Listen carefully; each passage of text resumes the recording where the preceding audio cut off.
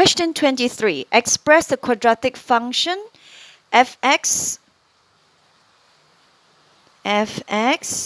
equals to 2x squared plus 4x plus 5 in the form of a bracket x minus p. So this one is the completing square format. So when we do this, we just need to focus in the terms that contain the x.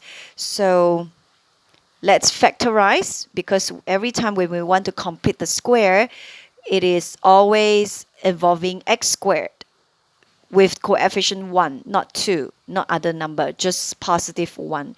So when I factorize the 2, so the 4x will become 2x. Now I just leave the 5 alone, because when we complete the square, basically it involves only the x. The reason I already explained in the class before.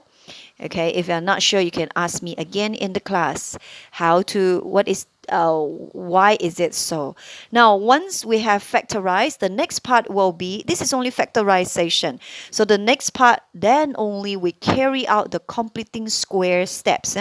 So what will happen is, in the round bracket, this will be the transformation. Now the rest, it's not involved in the transformation. We just copy so that we do not miss out anything after we have done completing the square.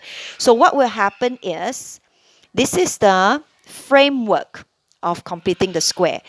We will bring the square outside the bracket. The first term left divided by x, and the second term will divided by 2x, which left with just 1. And we always minus the square of the second term, which is 1 in this case. Double check.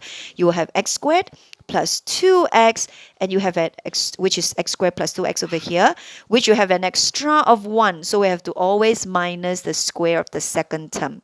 So once we have done transforming the bracket, or I rather say completing the square, let's open up the square bracket. We will have 2x plus 1 square, bring the 2 in, minus 2 plus 5. So we have just done completing the square.